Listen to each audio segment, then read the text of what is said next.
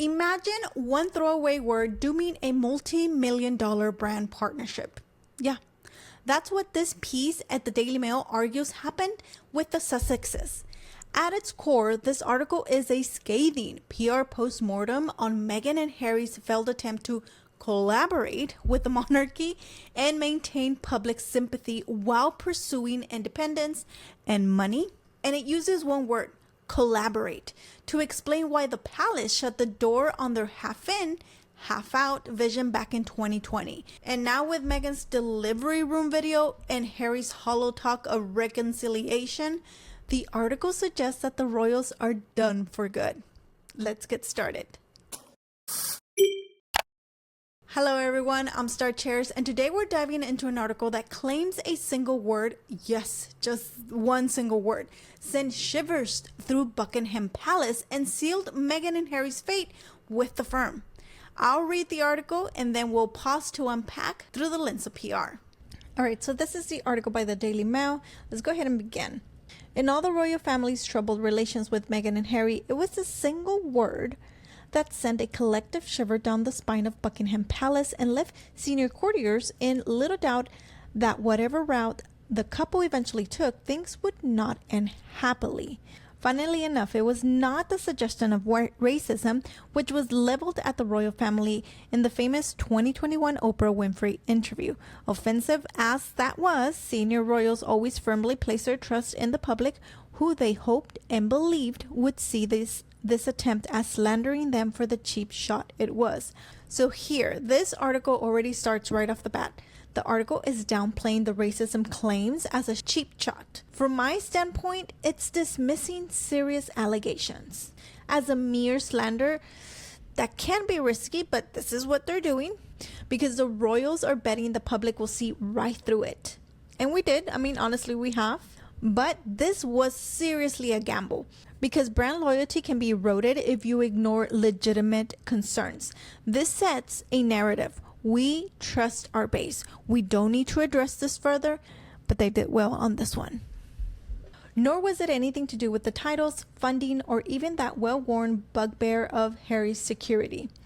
In fact, it was contained in a throwaway line at the end of their dramatic first public statement on Megxit in January 2020, announcing their decision to step back from their position as working royals in order to carve out a progressive new role within the institution as financially independent individuals. The couple concluded, "We will continue to collaborate with Her Majesty, the Prince of Wales, the Duke of Cambridge, and all relevant parties."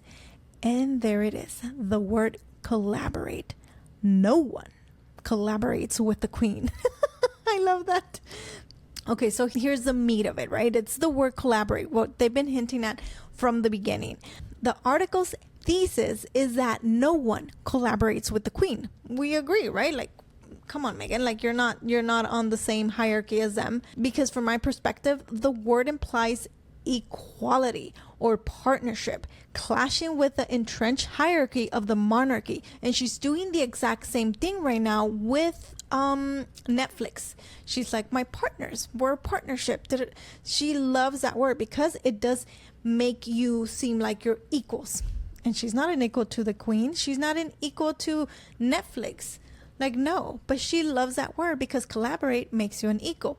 So Meghan, using this word, no ma'am, I'm sorry, but you do not collaborate with the king, with the queen, with the firm. No. Because for any brand or public figure claiming collaboration with a bigger entity demands prior relationship clarity. Absence of that can seem presumptuous. All right, we're going to skip to the very end of the article because I think this is where a lot of the meat and juiciness is at. Recent talk from Harry about reconciling is also seen by many in royal circles as just another attempt to gain public sympathy and deflect from his PR woes. Absolutely. I think we all see it and we all saw it. Particularly, insiders say, as it so clearly comes without any real recognition of why people are so angry at his behavior and wary of ever speaking to him again. I've always argued that King Charles is not a vengeful man. Far from it, and he continues to love his son from afar. He may not take his calls now, but that's not to say he will never again. Not at least because there are children involved, ones of whom he has never met once. Oof, that hurts. For many in the family, however, William included, that damage is done. Even if there was a fraction of truth in the sheer relentlessness of his public campaign, not to mention the outright spite involved, has left scars too deep ever to heal. And the couple's current behavior, once again making public that which really should remain between your nearest and dearest, is only making matters worse. Collaboration, it is fair to say, is the last thing on our royal family's mind. Absolutely. And we can agree with this right here, because we have talked about it, or is it right here, that their behavior should stay between the family, period. We would not be here if it wasn't for both of them opening their mouth. We're like, just shut up. Like, shut up, Meghan. Shut up, Harry. The one thing I did love about this article that they put is the words relentlessness and spite, because that is strong language, framing Harry's approach as aggressive. From my standpoint, it is prolonged negative campaigning against former allies, partners, damages your own brand as much as theirs. And we're seeing it in real time, because what is Harry doing and what is Meghan doing? Like, they're nothing. Every time they open their mouth, they're hurting their own brand. Every time they post a video, they're hurting their own brand. In business, burning bridges can have long-term cost and effect, and that's exactly what they're doing. And they're still surprised, like, why is this happening to me? Maybe it's your consequences of your actions. Perhaps, maybe if you look at yourself in the mirror and say, is it something that I could have said, that I caused? And they don't do that. Because if you choose to air grievances publicly, that is your choice, and your choice to make alone. Nobody else asked you to do it. And we all know when you overshare, even with your cousin or with your friend or whatever, it's still kind of like, that's bad. You shouldn't. But Harry's oversharing with the world on a global stage, and that's gotta hurt. In personal brand management, some vulnerabilities should just stay quiet, because too much internal drama feels like a reality show. And this is exactly how they're living their lives. Because when the video of Meghan came out twerking in the hospital room, I honestly thought that was AI or a parody or something. In business terms, maintaining boundaries is important. Yes, share stories, but share stories that reinforce brand values, not ones that feed gossip mills. And they're doing the complete opposite. All right, so we've seen in this article how they're saying that one word, collaborate, became the symbol of entitlement. I mean, we've seen other things that they've done that has become entitled in our heads, but the reactive stunt, like the delivery room twerking clip, oh my gosh, that completely undermines their credibility.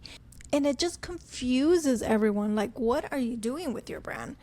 And it's not even just her brand, it's their brand, as in Harry and Meghan's brand. A few things we can learn from them is word choice matters. Always align language with reality and audience expectations. Positioning clarity matters. Don't serve two masters ever.